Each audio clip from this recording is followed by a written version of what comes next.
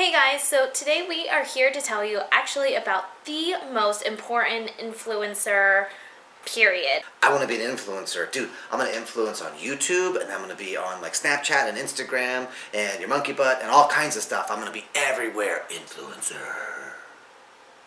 So if you're in business, you know that the influencers are a growing trend. It's expanding. There's opportunities everywhere. There's kids playing video games, getting paid hundreds of thousands of dollars a year to... Wait, why wasn't this around when I was a kid? This is so messed up. The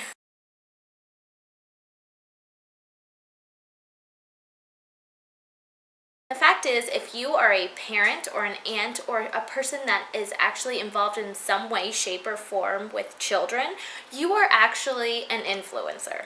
Being an influencer as a parent, coach, or even a teacher, what does that mean exactly? Any kid that's under 7 is really a visual learner. Just think about how many times you're surprised that your child watches TV and then sees a character or a theme or even a song, a jingle, and they recognize that person, that character, that TV show, whatever the case may be. So as they're visually watching TV, it's influencing their brains so that way they can recognize or Really? Cats. Okay. Okay. Bye-bye, cat. Okay. Your kids are going to be the exact same way. They're going to be extremely attentive to actually watching you, which totally makes you an influencer. Absolutely. So a great example of this is actually our daughter Evie. She watches this workout literally all the time, whether we're in the house or at the martial arts school. And you know, she's not even 3 and she can do things like jumping jacks, mountain climbers, push-ups. She actually will go up on the monkey bars and just hang there and like try to do chin-ups.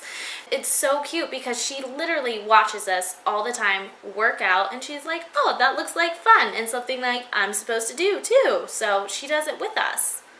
Or when the cats get on things they're not supposed to, she'll stop what she's doing and yell down, or she'll yell no, or she'll yell stop, or she'll try and hiss. What our daughter's doing is she's literally watching the things that we do and mocking them or taking note, or even sometimes she's listening to the words that we say and she'll say random things like When she's struggling with her dolly to go in the doll stroller, she'll be going, come on, which is something I do when I get frustrated sometimes. Or sometimes, this is the greatest one, she'll be like, listen, mommy. And like whenever I take her out of timeout, I'm all like, listen, Evie. Yep. So I just know that I'm, like the words and the language patterns that I'm using is influencing her.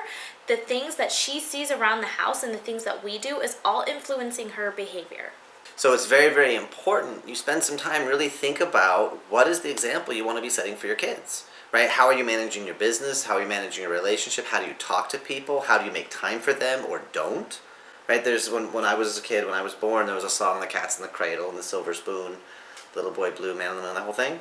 But it's the son wants to spend time with the father, and the father's like, oh, I gotta work, I gotta this, I gotta this. And then the kid graduates high school, hey, let's spend some time. And the kid says, sorry, I gotta go hang out with my friends, can I have the keys? And the dad realizes the kid grew up just like me. Never had time when I wanted it, and now that I want it, I don't have time again.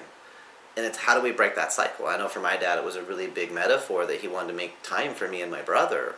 So it's important that we think about, we notice, we kind of coach and be open to, Autumn gives me feedback, I give her feedback on where are we coming on a little too strong or we're coaching a little bit too hard with Evie, so that we can interrupt ourselves. And we give each other permission to laugh at ourselves and occasionally laugh at each other when we're getting a little too frustrated or fixated because we're in a hurry to get things done, and Evie's 2.5 and she wants to go look at the thing or throw the ball or whatever the case. How we handle those moments of challenge really sets Evie up for how she's going to manage challenge as she gets older and in life in the future. So to wrap up this video, we just want you guys to really think about your bottom line with your kids. How are you influencing your kids? What words are you saying? What actions are you doing? What are you showing them? So ladies and gentlemen, as we end it today, we want to know, what is your biggest moment of influence with your children? Leave it in the comments down below. We'd love to see kind of what's going on with you and your family and your life. Where's the impact that you're making? And make sure you hit the like button, subscribe for more information, more content, and more videos as we move forward. You make it an outstanding day, and we will see you when we see you. Bye, guys. Bye. We only have one cat. We did. It was good. One cat in the video.